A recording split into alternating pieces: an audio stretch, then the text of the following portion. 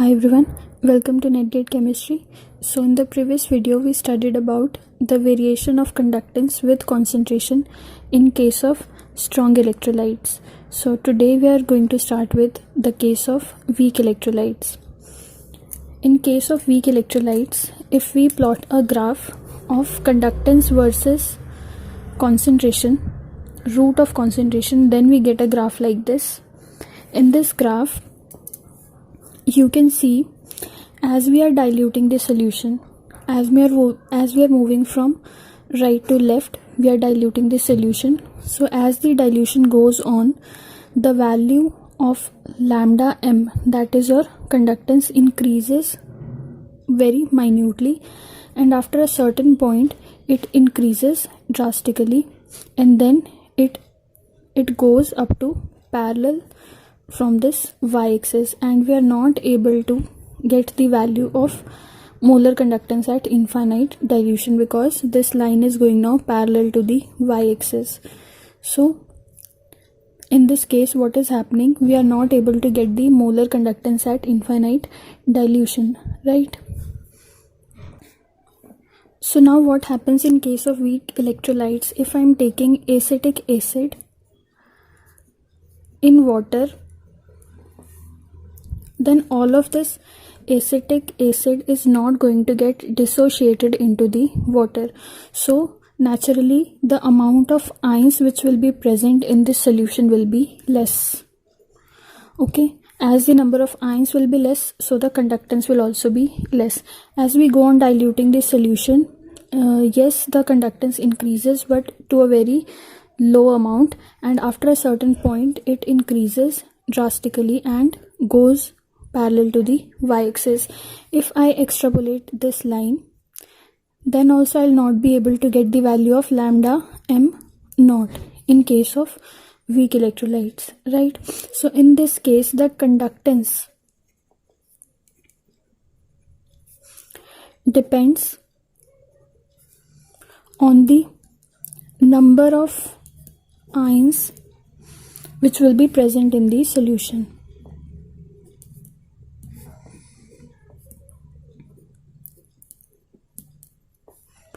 Right, as we go on diluting the solution, some amount of this acetic acid will go on dissociating, and after a point of time on diluting it much, what happens, the value of conductance increases and reaches parallel to the y-axis.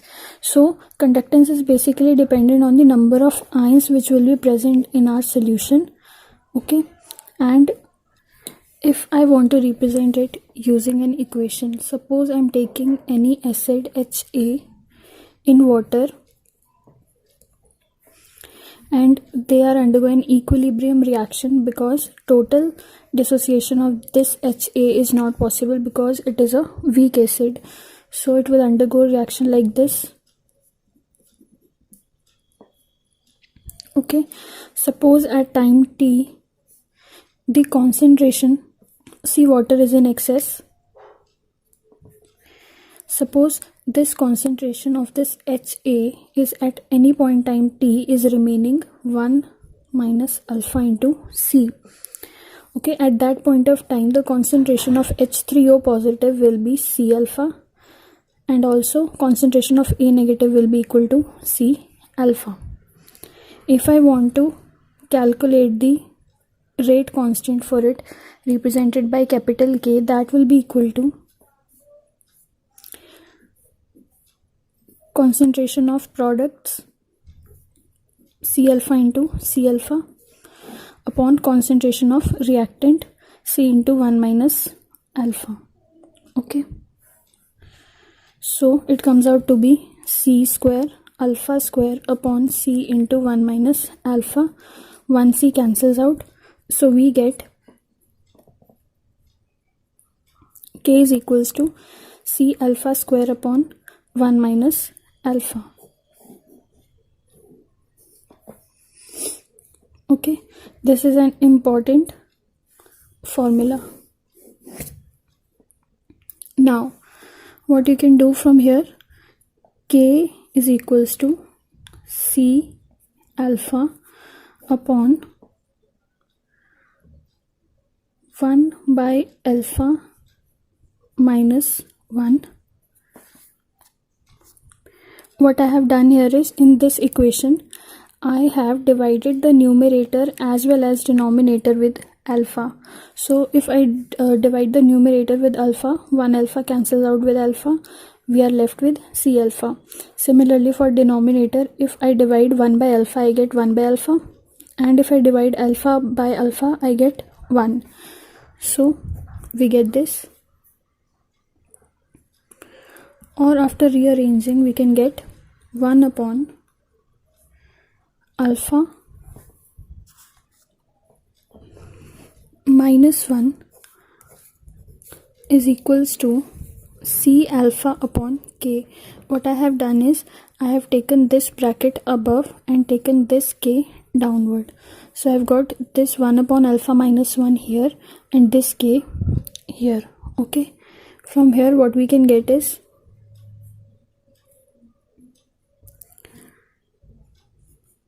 1 upon alpha minus 1 is equals to C alpha upon K. Now here you can put the value of alpha, which we know is equals to lambda m upon lambda m naught. Okay, because alpha is your dissociation constant. So on putting this value and rearranging, we get 1 upon lambda m is equals to 1 upon lambda m naught plus lambda m into C upon K into lambda naught m square. Okay, this is the equation which we get. Now what we need to do is, we have to compare this equation with y is equals to mx plus c. This is the equation of a straight line. Okay, this is equation for straight line in a graph. On comparing this with this, what we get? We get y is equals to 1 upon lambda m, c is equals to 1 upon lambda m naught, and x is equals to c into lambda m, m is equals to 1 upon k lambda m naught square. Okay, this is your y, this is your c, this is x, and 1 upon this is your m. Okay, so on comparison we get these values. Now we can plot a graph like this.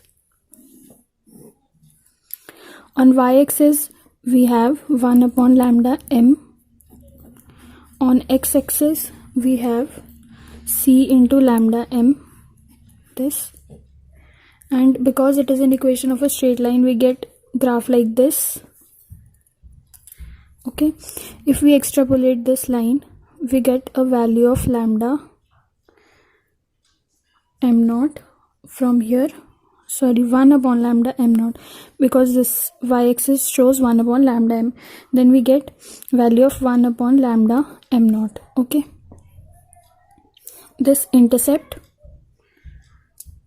will give the value of your 1 upon lambda m naught. Okay,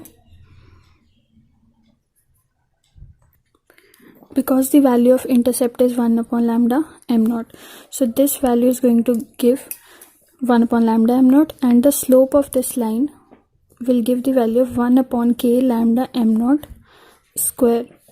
Okay, so this is all about your weak electrolytes. So now the next topic is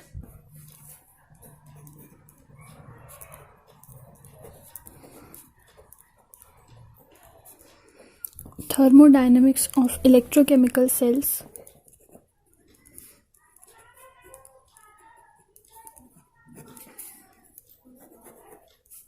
and Nernst equation.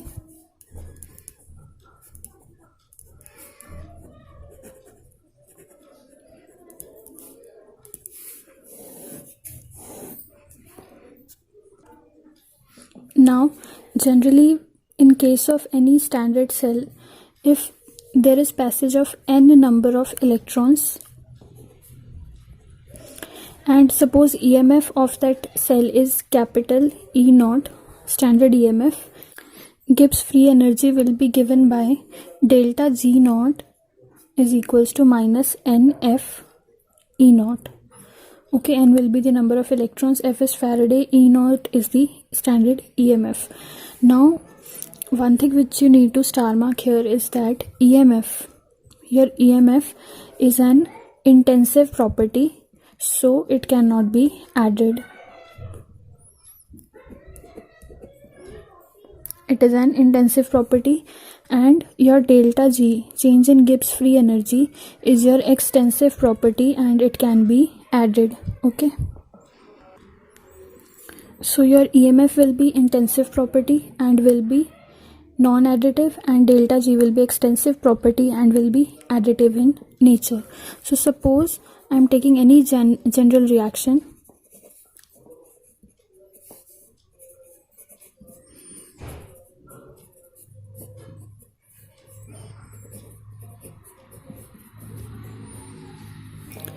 This is any general reaction.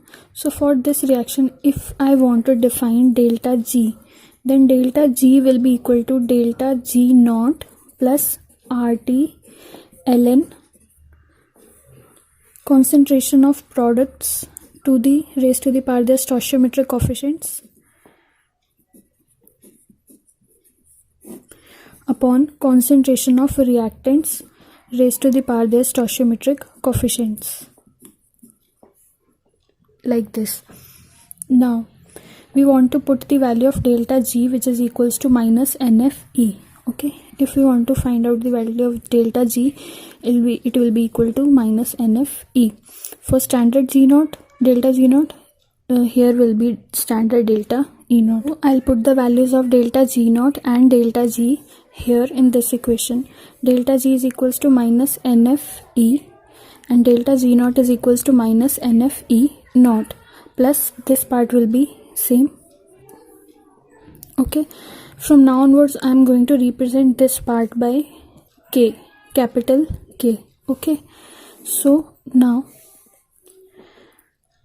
if I want to find the value of EMF of a cell, what we can do, I can eliminate NF from here. How? Just divide this whole equation by NF. Okay, divide this whole equation by NF, you will get E is equals to E naught minus RT upon NF ln K. Okay, or what you can do, you can change this ln to log. What we can do for that is E is equals to E naught minus 2.303 RT upon NF. So this is your Nernst equation. Okay, now if I put the value of temperature as 25 degrees Celsius, or you can say 298 Kelvin, I'm going to put the value of temperature as Kelvin in this equation. So what I'll get is E is equals to E naught minus 0.0591 upon N log K. Okay, this will be another equation at 25 degrees Celsius temperature or 298 Kelvin temperature. Suppose I want to find out the equation at equilibrium. So always remember, at equilibrium E is equals to 0. This was the question asked in NET. At equilibrium, value of E is equals to 0. Okay, they gave 4 conditions. Which of the following conditions were true for equilibrium? So this was the condition which was true for equilibrium. So at equilibrium and 298 Kelvin temperature, the equation is E naught is equals to 0.0591 upon N log K. Why? Because E naught is going to be 0 at that time. Okay, so E naught will be this plus of, right? E naught is going to be 0.0591 upon N log K, right? So basically your standard Nernst equation is this one. From here, according to the conditions, you can derive the other equations also. So this is going to be your standard Nernst equation. So I think that's it for this video. Thank you so much for watching.